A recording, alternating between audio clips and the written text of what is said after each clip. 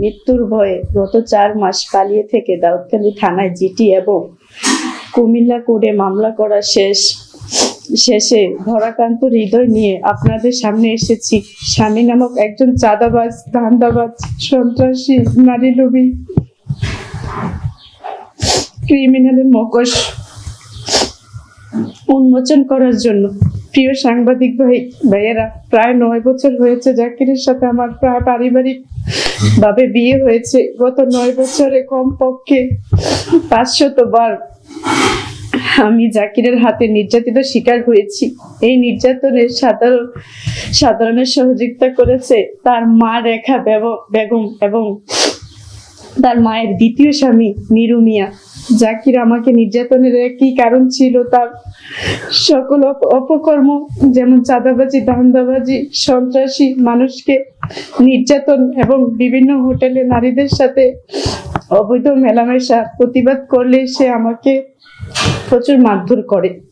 আসলে জাকিরের নির্দিষ্ট কোনো দল নাই। সে মানুষকে ভয় ভীতি দেখিয়ে আমলে যেভাবে চাঁদাবাজি, সন্ত্রাসী করত, এখন বিএনপি আমলেও সে একইভাবে চাঁদাবাজি করে।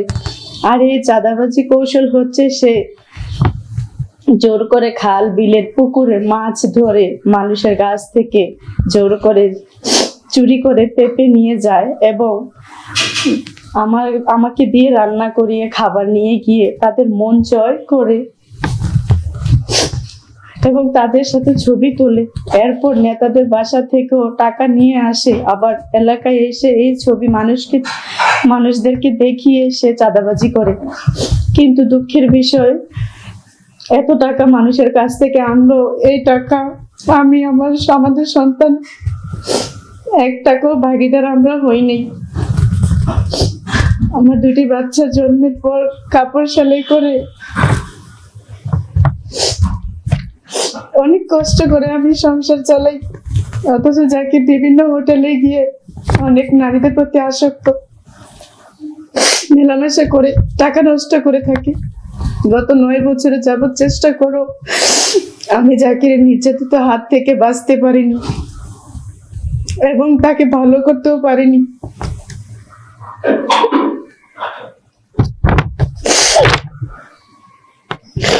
তাই আমি সিদ্ধান্ত নেই তার সংসার করব না। এরপর থেকে সে আমাকে অমানবিক ভাবে নির্যাতিত শুরু করে। আমি তার ভয়ে বাবার বাড়ি থেকে পালিয়ে যাই। সেখানে সে আমার বাবা এবং চাচাদের, মামাদেরকে ফোনে মেরে ফেলার হুমকি দেয়। এলাকায় আমার বাবা গ্রামে সালিশ বসালে গ্রামে সালিশের মাঝে সে আমার বাবার গায়ে হাত ওঠায়, আমার বাবাকে মারধর করে। দীর্ঘদিন পালিয়ে থেকে আমার পরিবারের নিরাপত্তা এবং আমাকে নির্যাতনের বিচার ও আমার সন্তানদের অধিকার আদায় করতে আদালতে মামলা করেছি। আমার বাবার কাছ থেকে ব্যবসার নাম দিয়া অনেকবারে টাকা নিত, বলতো যে 1 দিন পরে দিয়ে লেবো, 2 দিন পরে ফেরত দিব, কিন্তু সেই টাকা আর ফেরত দিত না। তো আমার বাবা মা আমার মেয়ে সুখে থাকার জন্য বেশি কিছু বলে না, টাকা নিয়ে ব্যবসার নাম দিয়ে বিভিন্ন মেয়েদের সাথে ক্লাবে, ডিস্কো এইসবে যাওয়া আসা করতো। এগুলা নিয়ে আমি যদি কিছু বলতাম তখন বটির উল্টা পাশ দিয়ে আমার গায়ে অনেক আঘাত করতো। বিভিন্ন ধরনের বিদেশি লাইট, কালো লাইট দিয়েও সে আমার মাথায় পা থেকে যখন ও আমার মারে তখন কোনো দিক তাকায় না। ভালো একটা কথা যদি ওর সাথে আমার কাটাকাটি পায়, তখন যদি একবারও গায়ে হাত ওঠায়, তো আমার কমছে না 1 ঘন্টা আমার গায়ে হাত ওঠায়, 1 ঘন্টা যাবো তো আমার মারে। মায়েরা সে আমার ঘরে তালা দিয়ে রাখে। আমি ওদের এলাকায় মেম্বার চেয়ারম্যান সবার কাছে গেছি, কারোর কাছে বিচার পাইনি। ফোনে নিষেধ করে দিত, যা বলতো তাই ওর এলাকার মেম্বার তাই শুনতো। ভয় কেউ আসতো না আমার কাছে। আমি কারো কাছে কোনো বিচার পাইনি। সেজন্য আমি আপনাদের কাছে সাহায্য আমার এতটুকুই, যাতে আমি সুস্থ বিচার, একটা নারী যাতে একটা সুস্থ বিচার পায়, যাতে আর কোনো নারীর সাথে এরকম না ঘটে। একটা নারীর সাথে সম্পর্ক ধরা খাইছে আমার কাছে, তখন আমি ওর প্রতিবাদ করাতে ও আমার লোহা দিয়ে এমন মারা মারছে, আমার জীবনটা ভিক্ষা চাওয়ার পাচ্ছিল। যে এই কথাটা বলার সুযোগ ছিল না যে আমার আর একটা আঘাত করো না। আমার এত কষ্ট হয়েছিল, কিন্তু সে মানে নাই। কোন স্বামী কি তার স্ত্রীর এত মারা মারতে পারে? মানুষের চুরি করলে, ডাকাতি করলেও তারা এইভাবে মারে না। সে আমার গায়ে এরকম ভাবে হাত পাইতো। মায়েরা সে আমার ঘর থেকে বাইর করে দিছে, চুলো ধরে টাইম না আমার ঘর থেকে বাইর করে দিছে, আমার গায়ের জামা ছিঁড়ে লেছে। তখন আমি বাধ্য হয়ে এর কাছ থেকে পালিয়ে বেড়াতেছি। আজকে 4 মাস আমি যে বাসা ভাড়া থাকি, এই বাসাও এখন বাড়িওয়ালা আমার জায়গাতে না। হ্যাঁ, ওখানে গিয়েও আমার ওখানে টর্চার করতেছে। এর জন্য আমি কোথাও থাকতে পারতেছি না। এখন আমি যাবো কই? আমি একজন অসহায় নারী। আমি কোথায় গেলে আশ্রয় পাবো? কই গেলে আমি শান্তি পাবো? আমি কোথায় গেলে এর কাছ থেকে মুক্তি পাবো? সে আমার এতটাই টর্চার করতো। একটা নারী একটা স্বামীর কাছে কি চায়? হ্যাঁ, আপন চাচা চাচি, হ্যাঁ টিকিট ভ্যাট দিয়া মায়েরা ওদেরকে, ওর মা আর হ্যাঁ জাকিরের মা, আপনার আমার চাচি শাশুড়ি, হ্যাঁ এই আপন চাচা চাচি, চাচতো বোন, হ্যাঁ করে একদম পুরা ফ্যামিলি মায়েরা হ্যাঁ করে লাশ বানাইলেছিল। পরে মুরাদনগর থানা গিয়া হ্যাঁ চিকিৎসা হয়ে আসে। হ্যাঁ এত বড় খারাপ। হ্যাঁ বয়ে কেউ এলাকা মুখ খুলতে পায় না, কারণ হ্যাঁ মা জাকির মায়ে ওদের বাসায় আসে না, দাওয়াত দিয়ে গিয়ে হ্যাঁ করে দৌড়ায়।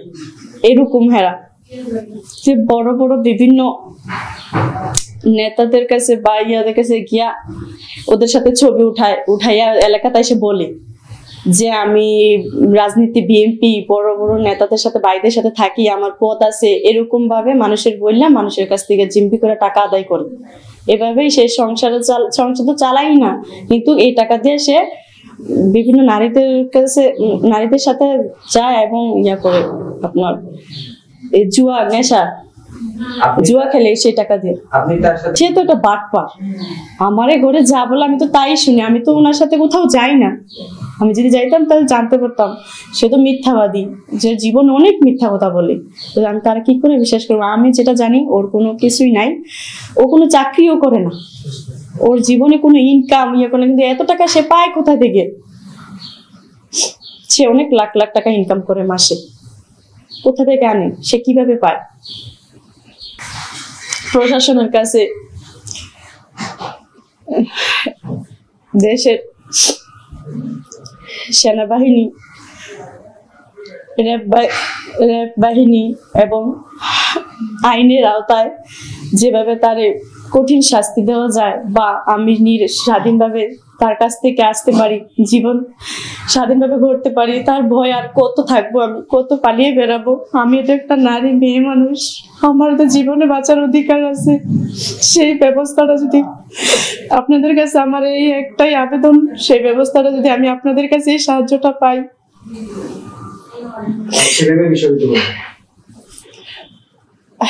ছেলে মেয়ে, আমার এক ছেলে এক মেয়ে। ছেলের কোনো খরচ বা কিছু চালায় না, আমারই দেখাশোনা করতে হয়। সে তো একটা বাটপার। আমারে ঘরে যা বলে আমি তো তাই শুনি। আমি তো ওনার সাথে কোথাও যাই না। আমি যদি যাইতাম তাহলে জানতে পারতাম। সে তো মিথ্যাবাদী, যে জীবন অনেক মিথ্যা কথা বলে। তো আমি তারা কি করে বিশ্বাস করবো? আমি যেটা জানি, ওর কোনো কিছুই নাই, ও কোনো চাকরিও করে না, ওর জীবনে কোনো ইনকাম করে, কিন্তু এত টাকা সে পায় কোথা থেকে? সে অনেক লাখ লাখ টাকা ইনকাম করে মাসে, কোথা থেকে আনে? সে কিভাবে পায়?